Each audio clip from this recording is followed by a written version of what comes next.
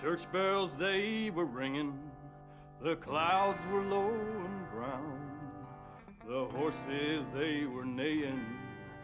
The day Robert Palin shot me down. Follow my lead in G. He rode into town on a jet black mare, spat and hitched her to a tree. He made his way to the town saloon the day Robert Palin's murdered me. It was also the night that the skeletons came to life. They came from under the ground and from all over the... Welcome to Framework. This is a special episode where we're going to talk about I Think You Should Leave with Tim Robinson, the sketch show on Netflix. And we're going to approach it with a sort of new format of we're going to try out for some best of rankings.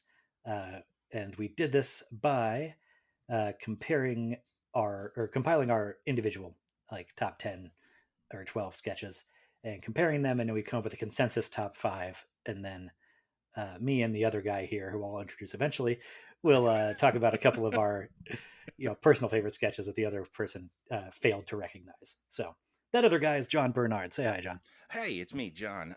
Hi, everybody. How you doing? Yeah, I don't know. I tried to burn through that as rapidly as possible. Maybe that made no sense. But we're talking about I Think You Should Leave sketches. Yeah. It's the sketches. Okay, so and we tried to make a consensus top 5 that we compared, and we'll start with those. We'll count down from 5. Our number 5 was the Instagram sketch with Vanessa Bayer. Wonderful sketch. Wonderful. Like this. Yeah. Now, Tim Robinson is an SNL writer. I mean, I don't know. Does everyone have context for this show? This is a sketch show on Netflix starring Tim Robinson, and it's like once a year. It comes out with like 6 episodes. They're 15 minutes each. It's great. Yeah.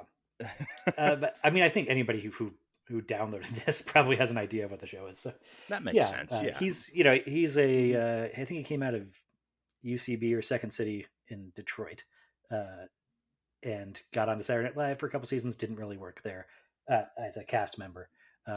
But got a couple of weird sketches on the air, and now he's taking the stuff that was too weird or too vulgar and to Netflix. So now we get this, and he occasionally gets some of his Saturday Night Live, cronies and alumni to drop in for like a guest spot. So yeah, and that information is particularly pertinent to the Instagram sketch because it is starring an SNL cast member, and it really, really feels like an SNL sketch that just could not get on the air because it was too dirty, probably. And, yeah, it has to be. I mean, it's really, it's a solo show, and it is built entirely around Vanessa Bayer's persona, which I can understand not being everybody's cup of tea. But man, this is a lob over her plate, and she is just crushing it out of the park. This is exactly the sort of thing that she does really well. Yeah. Yeah. There's an innocence to her as she does it that it really sells it. I don't know. Are people going to have context for what we're talking about here? I mean, if you've seen the show, which you should see the show, it's excellent. This is the one, with Vanessa Bayer, where they're all doing Instagram posts at the luncheon, and her friends are self-deprecatingly tagging their photos with like brunch with these dum-dums and look at these idiots, and she is trying to emulate them and going way too far, and just continue as they try and correct her, just getting more and more vulgar and elaborate with the insults she's posting, to these to these pictures. They're very, in very short order. They're all slopping down some fish piss, which is definitely, you could tell like Tim Robinson's turns of phrase. That this is one of the fun parts about this show is that there are these strange turns of phrase that's like, no, this is not actual slang for anything, but you vaguely understand what they're getting at right away. And then people in the sketch repeat it 3 or 4 times. Funnier than if she said something more like, I guess, comprehensively dirty. Yeah.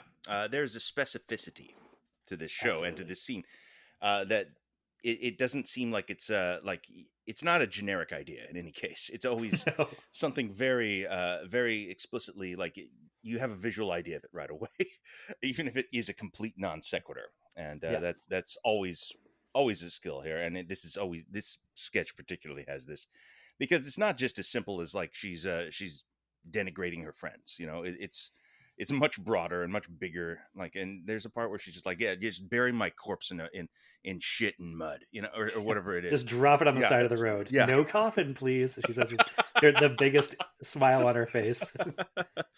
Yeah, it's just wet mud. Two wets. Again, the specificity is important here.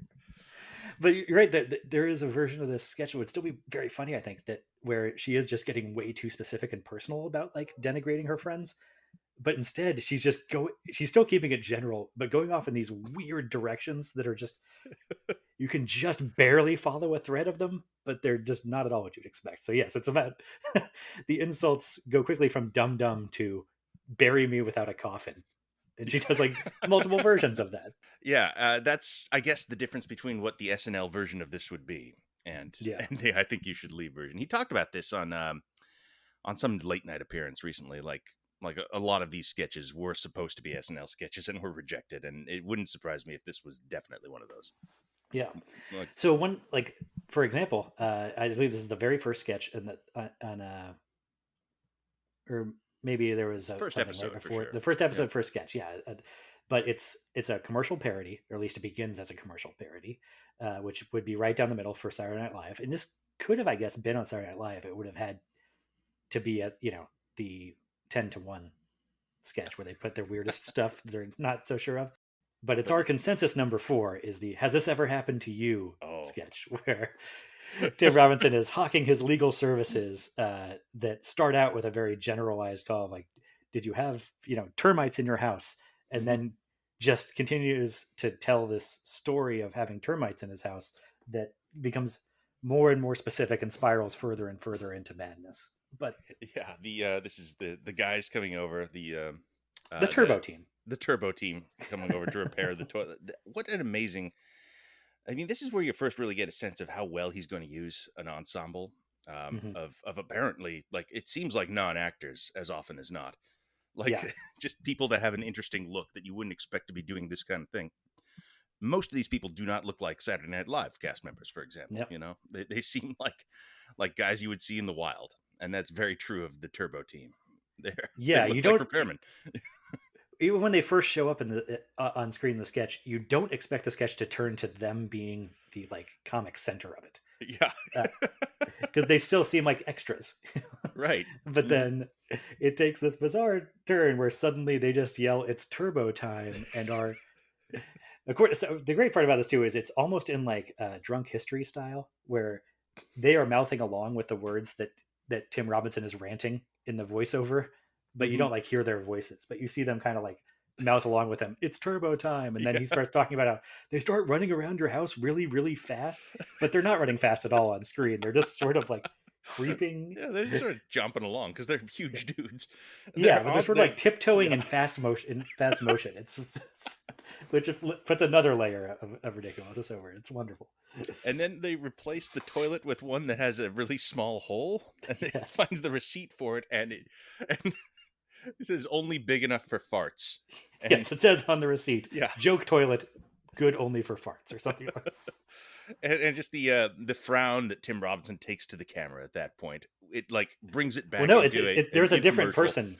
Like, oh right, because he's doing like the pitching of the commercial, but the reenactment has a different character sort of playing Tim Robinson. But it reasserts at that moment that it is infomercial style. Yes, exactly. That he's bringing you along. Has this ever happened to you? Kind of thing. And right. Like, it's a great sketch, and it's so surprising. I mean, this first episode is, I mean, the whole show is great, but the very first episode, you can make a strong argument that it is the best that the show ever got. I mean, these first two sketches we just talked about are both from that episode. That's true. Yeah, I think, and also my number one choice overall is from the first episode. Right, but didn't make your list. We'll get to that. Maybe for now, let's move on to our number 3 consensus pick, which is Coffin Floppers. Yeah. Okay. Man, I'm a big fan of this. This is a great sketch. I mean, obviously, as soon as this hit Netflix, the internet fell in love with it. It was I think the first really big standout sketch of the new season. I was cackling during this. Like the speed with which it's edited, the Yeah. amount of people you see falling out of coffins in this sketch. It's Not got to be a just- dozen or more. So It's falling out of coffins would be one thing. That you think like the pallbearers dropped them or something. I don't think that happens once. They are blasting out of the bottom. Like there's an explosion of wood at the bottom, and they're just dropping out. Yeah. But you're right. It's almost like they cranked up the frame rate of a little bit to like make it even extra fast when they're flopping out, which just gets funnier and funnier each time. And you got some great reaction shots. I think also, if we want to start just naming like one tiny like moment of performance or something from each of these sketches that we love, in this one, there's one where like a probably 12-year-old boy looks like he, is at a funeral, and this thing like explodes and drops a naked dead body at his feet. Because by the way, at least 1 in 4 of them is butt naked, which he addresses in the voiceover. But not until you've seen a few naked corpses. Yes. Like you're still kind of getting to grips with what the idea is, and then you're also kind of like, oh, but they're naked. Yeah. Then He's like, as I soon don't as want to tell you. Yeah. Like, I didn't set this up. Yeah. But I didn't do no. fucking shit. Yeah. I didn't rig shit. Okay. But my favorite moment of the sketch is the boy's performance as he like falls to the floor, like backing away from it, and the kid looks genuinely scared, like the performer was genuinely taken aback for a second, but also recovers very quickly. But like the kid actually handles it that well, but he looks genuinely scared, and it's hysterical to me. Just the knowledge that they had to do this so many times, that they set up these fake coffins to explode with different corpses at least a dozen times for this sketch is funny to me. That they had to go through the ordeal of resetting this and finding new ways to do the same joke over and over. Like there's the one near the end where the coffin just falls, the corpse falls right out of the coffin into the grave. Yeah, it's almost no harm, no foul on that one. Yeah, it's I don't know, it's a really good one. It's the second season's version of that Has This Ever Happened to You sketch, because it sort of starts out as a infomercial type, like Tim Robinson doing like a pitch to the camera advertisement that is becoming more and more specific, and by the end of it we're getting stories about how the cable company that wants to cancel his show like called him a dumb hick at a dinner. And he's shouting that into the camera before like kind of remembering to pivot back to, well, so call them up and tell them not to cancel that Coffin Flopper show. Yeah, it's great. I don't know. Are we ruining these by explaining them too much? Or I mean, if we are, then that's just that we flopped right into that grave at the beginning of this episode, and that's just all we can do. True enough. Yeah, I mean, yeah, you've seen them all. You know they're great already. That's the point of this. If you haven't, go watch the show.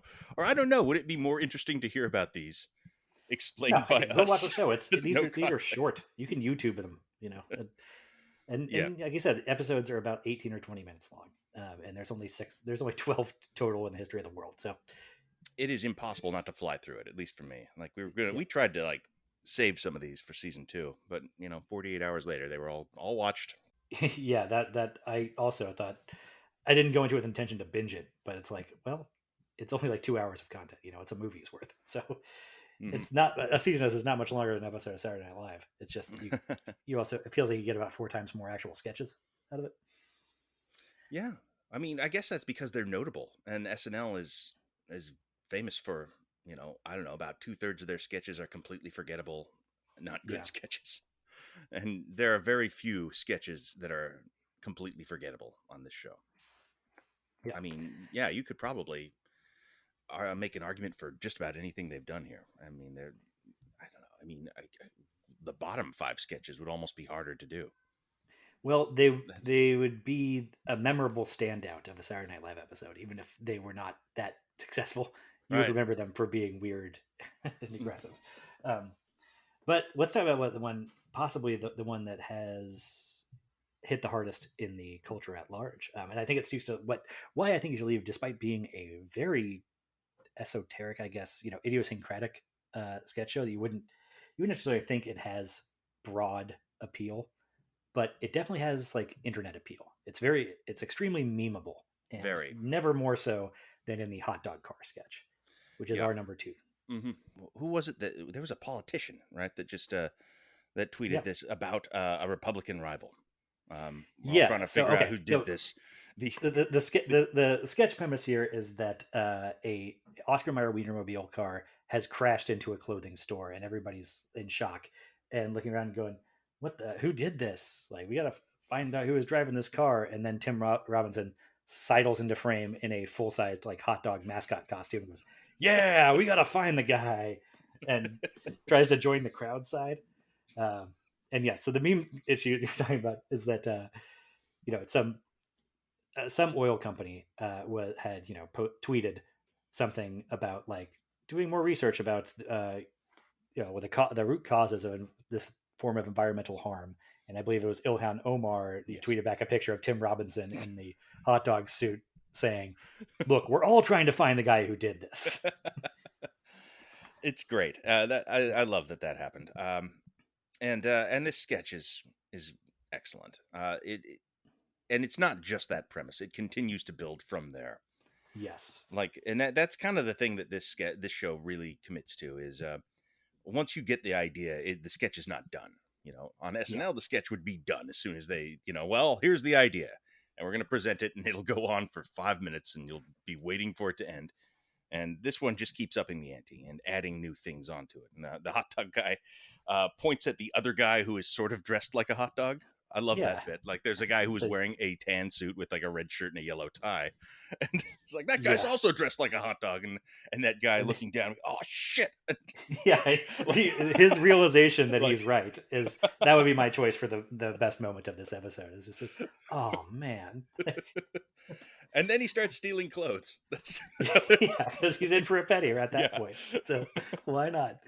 I just saw like well, this is still at the beginning of the sketch, but just the turn where like, we got to find this guy and report to the police, and he's like, yeah, or maybe we find him and just deal with it ourselves.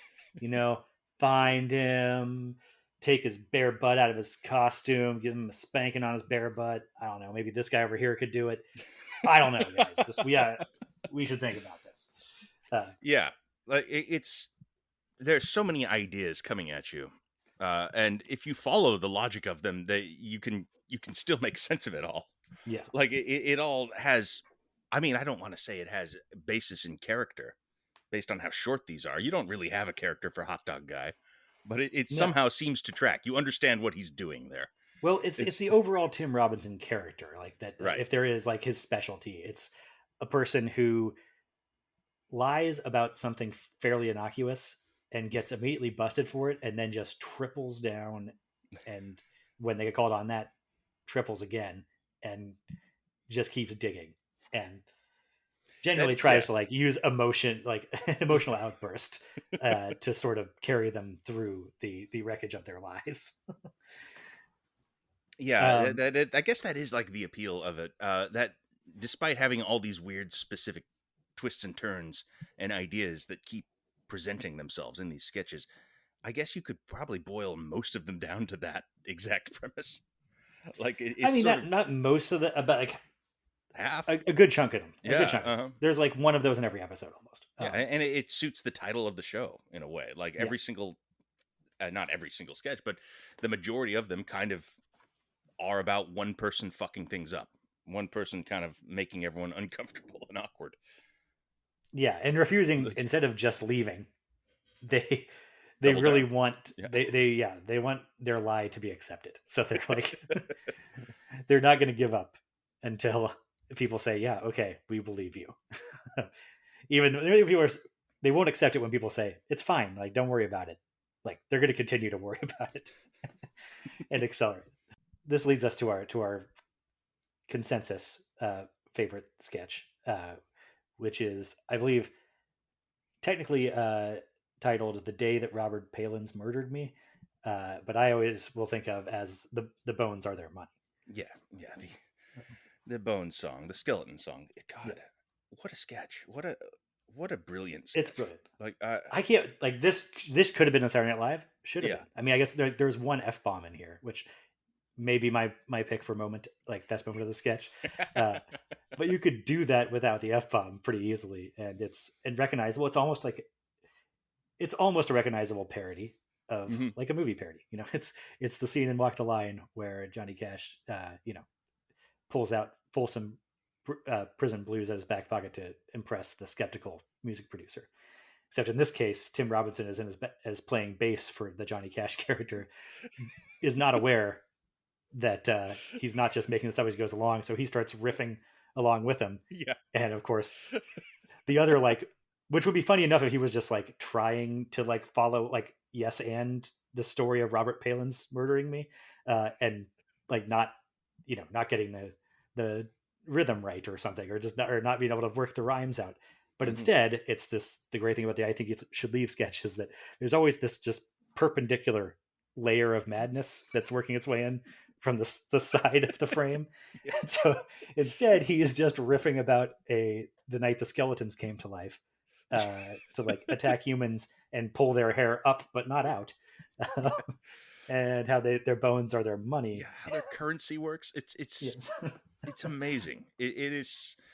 I mean, you talk about the specificity. This is like example number one of that. And it all seems to be a play on the moment in Walk the Line or movies of this ilk, where it's just like, hey, he leans to the band, is like, hey, follow me, try to keep up, Yeah. And the Tim Robinson character is somebody you could not be told that. Yeah. And yeah, the what kills me in this sketch, because I've watched this sketch over and over again, is that Tim Robinson thinks he's helping, and he thinks he's doing. He thinks that they're creating some amazing piece of collaborative art on the fly. He is so. He's a little worried that he has outshone the lead singer, like even all the way through the end. Yeah, there's that part where the lead singer, Johnny Cash guy, finishes his verse, and Tim Robinson jumps in with exactly, the bones are their money. Right. Like they're working together. God, it's good. Shout out to the performer. I don't know who the actor is who plays the Johnny Cash dude in there, but he is just doing masterful like straight man work while also delivering a musical performance. Like that would be it's a pretty tough. That would be the SNL guest host role. I mean, it feels like this could have been a Joaquin Phoenix's hosting kind of thing. Oh my God, that would have been perfect. But that's really such a missed opportunity now. Well, no, them. I mean, it's probably better in this context, right? I mean, SNL kind of flattens all these things. They're probably not going to have the lines about how, they've never had this much food as this, all the really weird shit that makes no sense, unless this is like the last sketch of the night, the 10-1 sketch. I would be very curious to hear about the genesis of this one, because it's got to be an SNL sketch. It's a movie parody. That's what they do. Yeah. Okay. And this show does not have a lot of movie parodies. I think you should leave. No, I don't. I can't think of it. Well, okay. There's a few. Yeah. We're going to move on now to that's our personal picks that the other person did not recognize the genius of. Your number one in that category, I believe, is an actual movie parody. Yes. Mm-hmm. Well, the thing is, the movie parody itself is pretty good, but it's the press junket is my favorite part. The second part of the sketch. Of Santa Claus as Detective Crashmore. So good. I'm such a fan of this. And it's the first part of the sketch, the movie parody part, really is kind of notable in that there's no jokes in it. You're just like, why is this old man that I don't recognize the main character? And then the payoff is he is announced as Santa Claus. And otherwise it is just a shitty looking Charles Bronson movie. Well, the only joke there is just how artless it is, and how he's sort of like his physicality. He's lumbering around like a mall Santa Claus with sciatica, or a latter-day Steven Seagal, perhaps. But and just how like he's swearing so profusely in the trailer, and not his one-liners are nothing except for he's just yelling "fuck you, you suck" while he fires a shotgun. I did chuckle at just just firing a gun while just yelling "you suck." It's some MacGruber stuff there. Yeah, and I mean, it's you're waiting to figure out what the idea is, and Yeah. I do like that the payoff would simply just be and Santa Claus as Detective Crashmore, and Yeah. but it goes further than that for the next part of the sketch, which is my favorite part, the junket for the Detective Crashmore film. Which and one thing I love about this is that it's not just an interview of Santa Claus, that he's got his two co-stars up there as well. Who are just regular looking Hollywood pretty people who have like seem kind of uncomfortable and have nothing to say in this sketch. They don't necessarily add any specific things to it other than just there's like a hint of awkwardness and like the sense that he's blowing something for them. Like Yes. But this is such a great thing because first off, it starts with him with Santa Claus doing the sort of asshole Billy Bob Thornton thing, where it's just like, listen, I'm here to talk about my music career, not my movies. Maybe that wasn't communicated to you, that thing, but it's Santa Claus. That's funny. But then it gets further along. You get to the part where he just says, yeah, I've seen every dick in the world. So what? And then it even has another level after that, which is probably my favorite part of the whole sketch, which is just his rant about his $2 million quote. He's like, and then they have to give me $2 million, even if I do a bad job. That's how it works. And that just sort of hangs in the air and the sketch ends. I mean, again, this feels like it could be on a more traditional show, SNL or any number of, or anything really. Like, this could be a Mad TV sketch. But it just goes to a weirder place, and it's such an outlier among these awkward cringe comedy things. That he's doing something so broad. Well, it's okay. Let's jump on to my favorite sketch overall, which I cannot believe you did not even put in your top 10. But is the Baby of the Year pageant. I got nothing against this sketch. This sketch is great.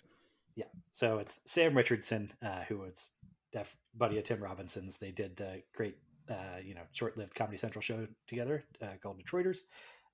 Definitely worth checking out for anybody who likes I Think You Should Leave. That guy is a national treasure. He's phenomenal, and he's the host of this Baby of the Year pageant, which, this sketch could go a few different ways when it starts, and it ends up going about 4 or 5 different ways in very rapid succession, all of which are just bizarre and hysterical to me. I mean, none of it's funnier than the when he gets to the bad boy of the competition, little Bart Harley Jarvis, and they get to this baby who's like got a little tiny baby leather vest on and a little biker do-rag on his head, and they do like a motorcycle revving sound effect behind him, and like that's a silly enough concept already, trying to dress up this reality competition, make one of the babies into the bad boy, even though they are incapable of speech or movement.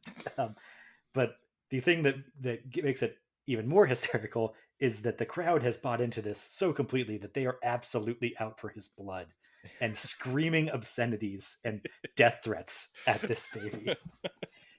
And again, it's those people. The crowd is also packed with people who don't appear to be like professional sketch performers or actors. Yeah, like they don't have a vibe. Yeah, of Andy Samberg like freaking out or bugging his eyes at the camera or something. It's I don't know. It feels like authentic's not the right word, but a little more raw. Their absolute vitriol for this baby. That is my favorite part of the sketch for sure. Is the cuts to the audience. They're like, "Fuck you, Bart Harley Jarvis. We hate you." Yeah, all that stuff. I hope you fucking die. Emphasizing every word while screaming at this baby. And then there's like 3 more turns to the sketch where suddenly like the joke of the sketch becomes something completely different. There's a whole thing about one of the judges is racked with guilt because he witnessed the father of one of the babies giving oral to one of the judges. And I think he could win without that. Yeah. That's why I'm so that's why it's so tough about it. Like, he didn't need to do it. I think he could win without it. And then you got the in memoriam thing of they start trying to get an in memoriam reel of like prior pageant people who have died, and the whole crowd like is immediately like, oh gross. Like, that they're old now, and Yeah. So, And I like that implies the thing's been going on for 80 plus years too. right. Like this is an But they American also institution. they also do a thing, but they're listing the cause of death in the In Memoriam reel. Like that on Saturday Night Live, that could have been a whole sketch to itself. Is just an Oscar sketch where the In Memoriam reel, for some reason, is including causes of death this year, and how everybody's like flummoxed by that and disturbed. But instead, here it's like the fifth turn this sketch takes.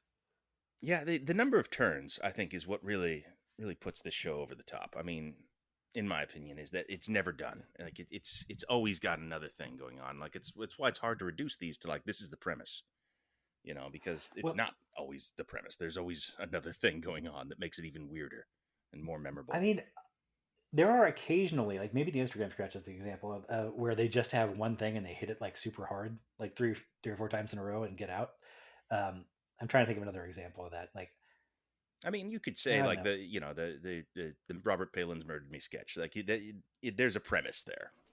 It's but even it's kind of even hard then, when to they explain though, without getting into the details of it and how specific even, and weird.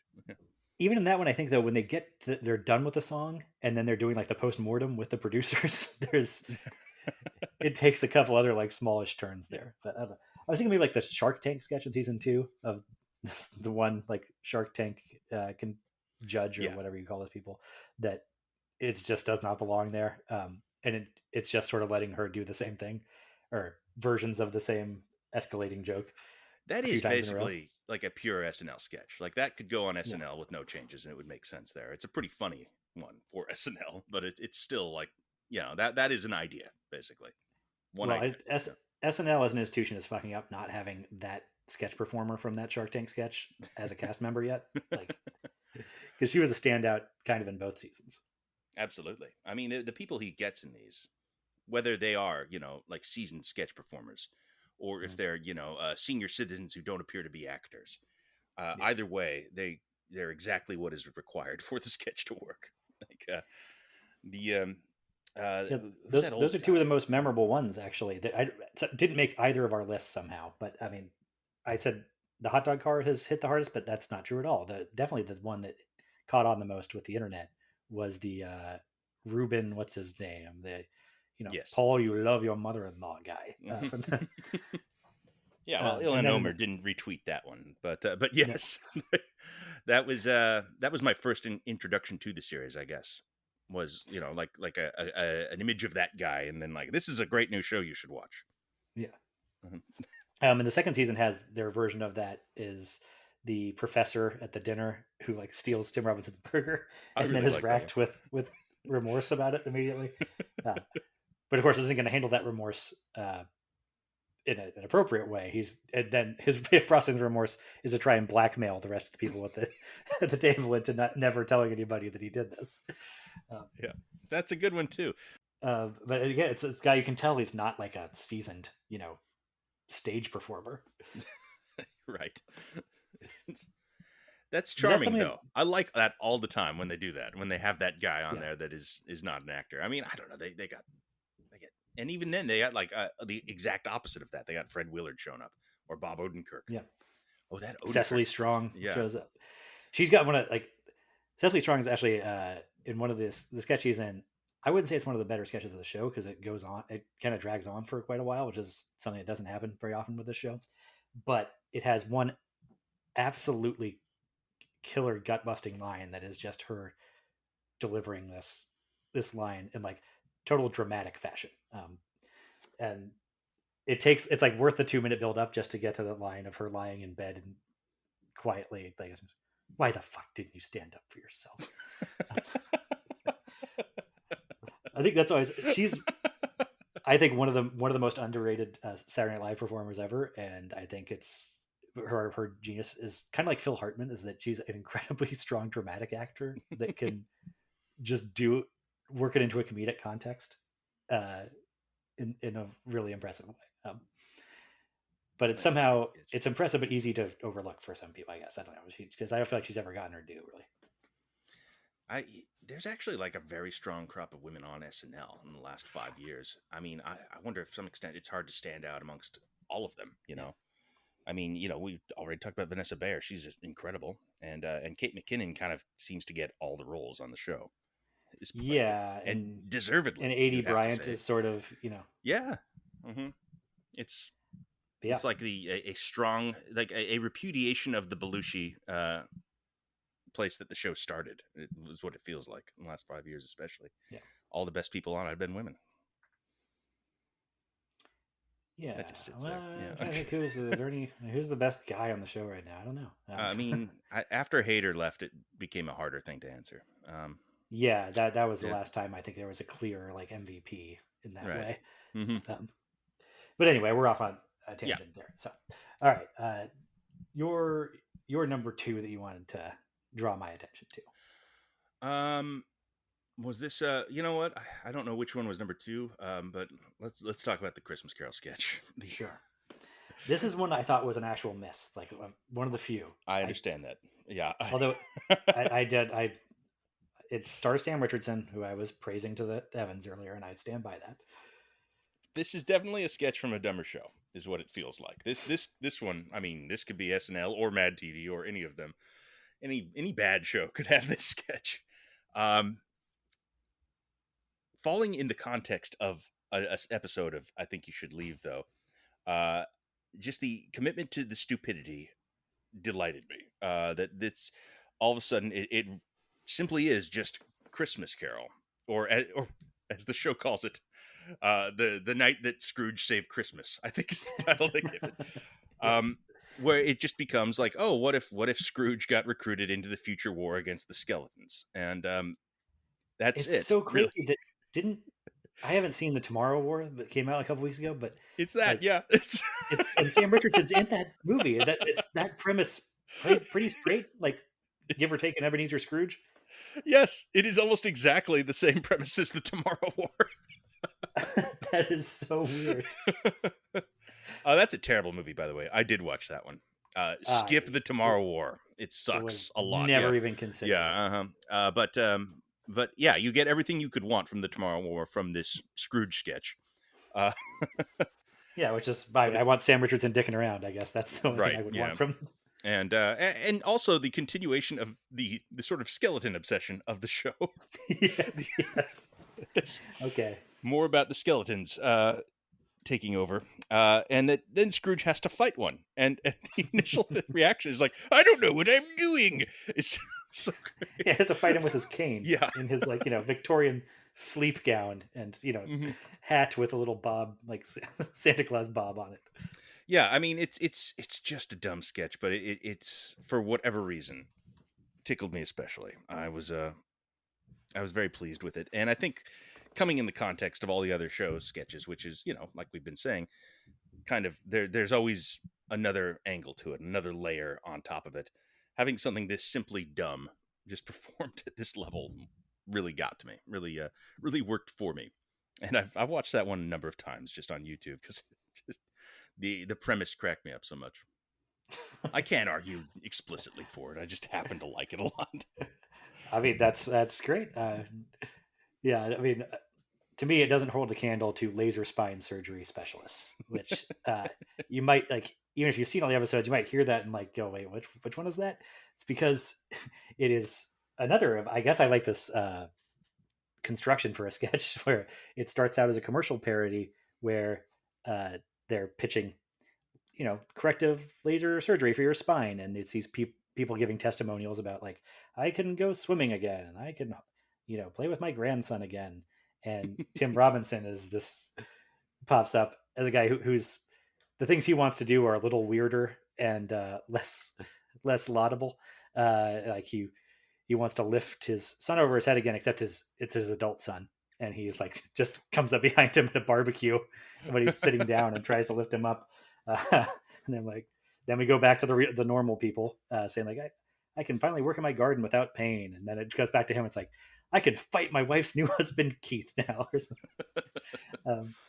But then like the sketch really takes off.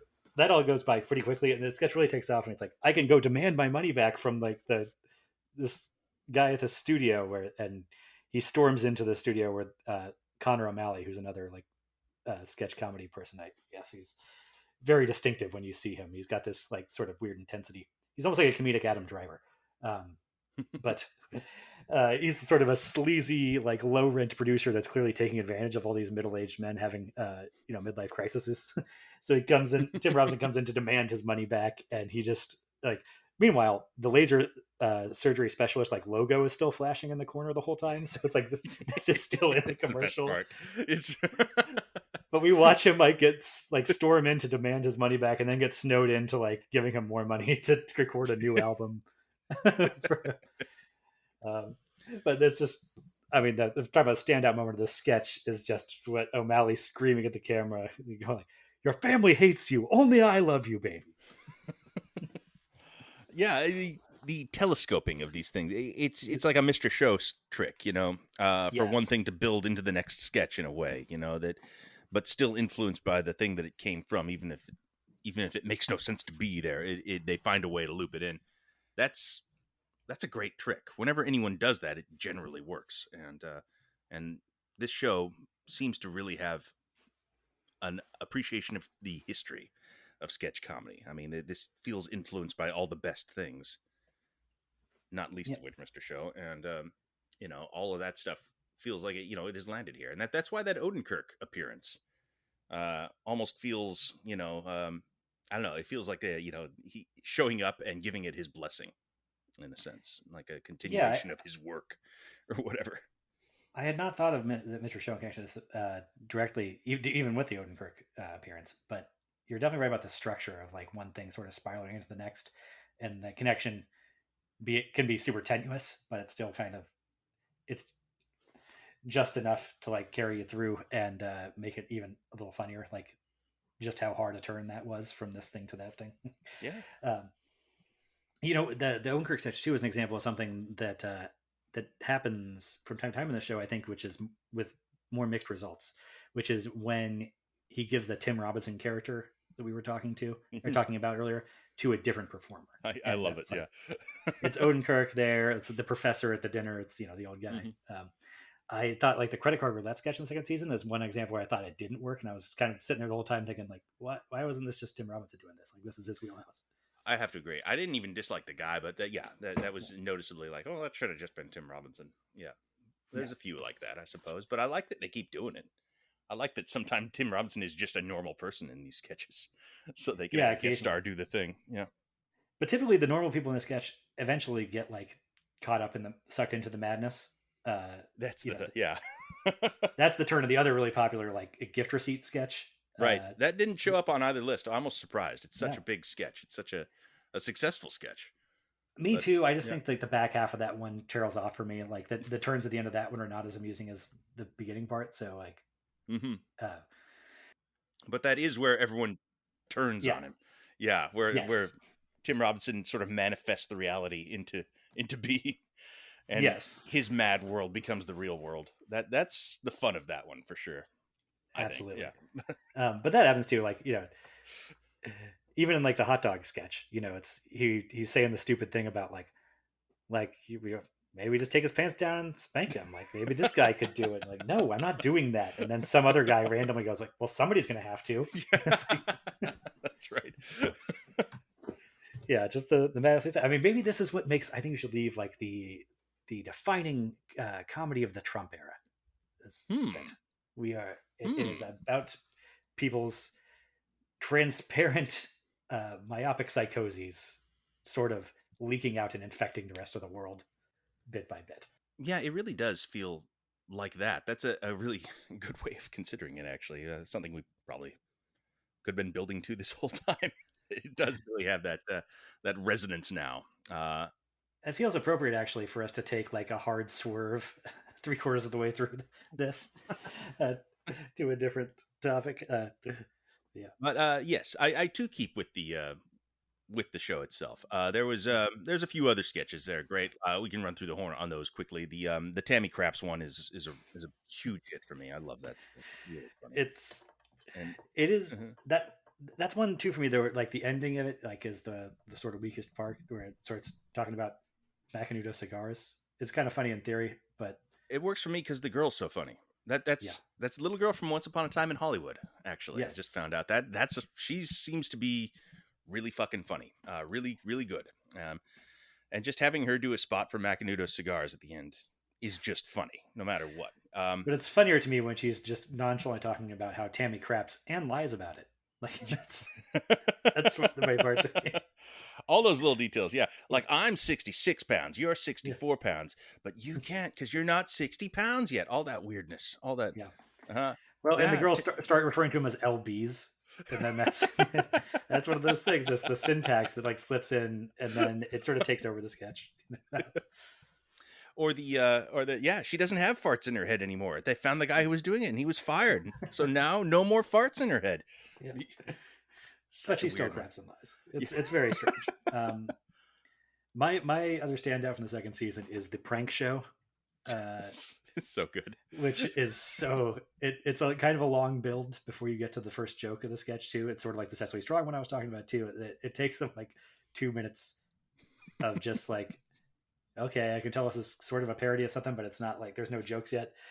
And that one, the turn it takes. At first, it seems like they have made him up. They put him in this elaborate suit, for a prank show. It's sort of like what do the jackass call it? The bad. It's not Bad Grandpa. That's Robert De Niro, right? Dirty Grandpa. It's one of the two. Yeah. Yeah. There's sort of a parody, like an attempt at that, with like the elaborate, prosthetics or whatever. And then they do up Tim Robinson. He looks like an absolute monster. And so you think it's going to be him wandering into the mall and everybody like screaming and running from him or something, or like just terrorizing people.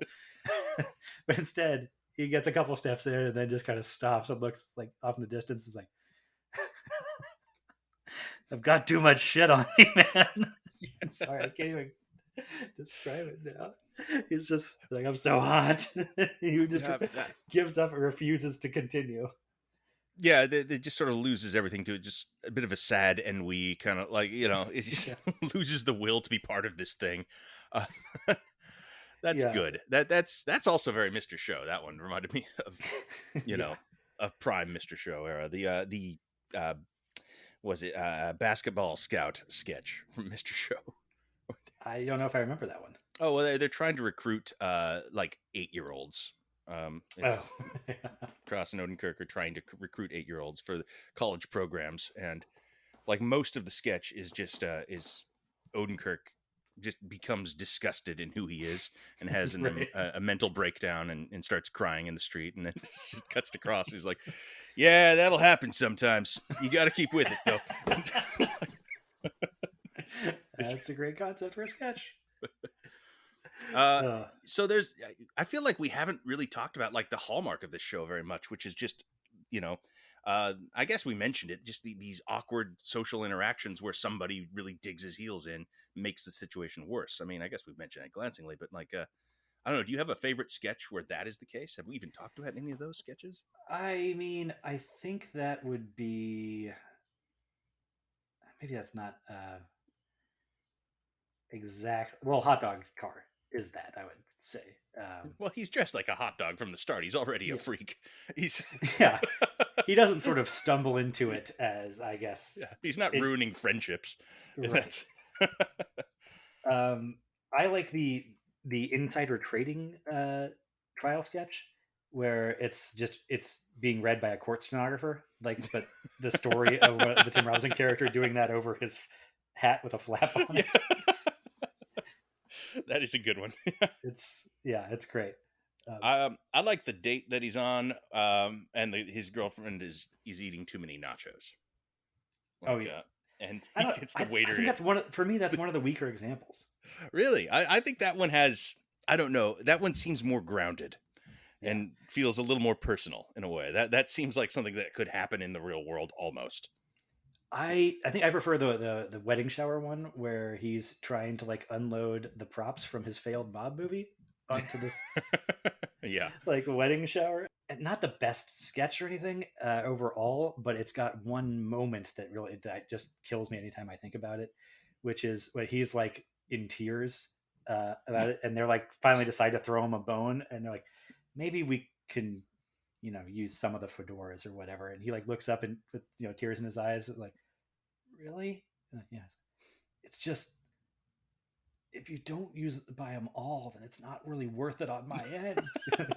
And though he's still like all teary eyed, he's like, it's got to be them all or no fucking deal. I mean, that's the thing. Even in the worst sketch here, there's going to be some moment. There's going to be some line reading that absolutely works. Like, I don't think I can think of a sketch on this show that has been bad or that hasn't done anything for me that I was just like, ugh, next. I don't think that ever happened on the show. And maybe that's just because they're so short. Yeah, they don't usually belabor themselves. I mean, one of the strengths, I think, is that these sketches just end, too. Like, without resolution so often. Like, they're just out as soon as the premise is done. As soon as they're finished getting everything they can out of a sketch. It just is over.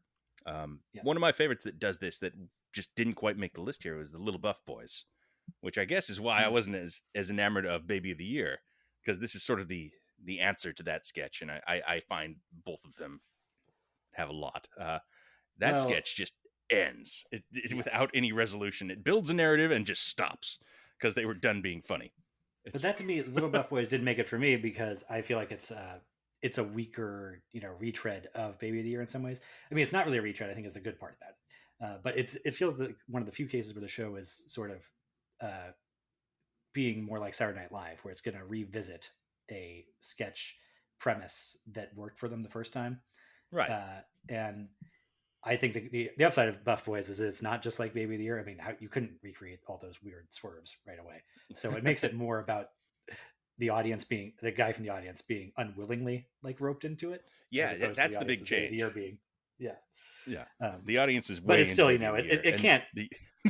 It's Sam Richardson emceeing a child pageant of some sort. It is. Yes. You can't avoid that comparison.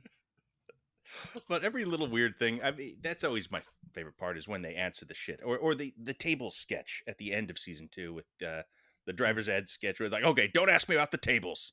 And yes, you get the whole sketch of where you're just like, it just seems like non sequitur after non sequitur, where she's talking about these goddamn dirty tables and Freddy Krueger and Eddie Munster, yeah. And then like unbelievably, because you're watching this after you've watched every other I Think You Should Leave sketch.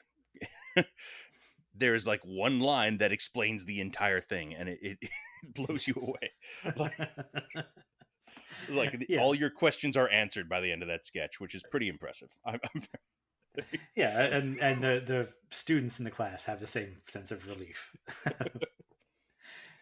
All right, so that's I Think You Should Leave. It's great. I mean, presumably you've watched it at this point, and otherwise, you fucked up. We ruined all the best jokes. But you should watch it. It's great. You probably have. Okay. Yeah. Let's just end it. Boom. Yeah, that's it. Okay. The bones are their money, so are the worms. They pull your hair up, but not out to turn into a man and have another chance at life. But if they pull it out, they turn to bones. Yes!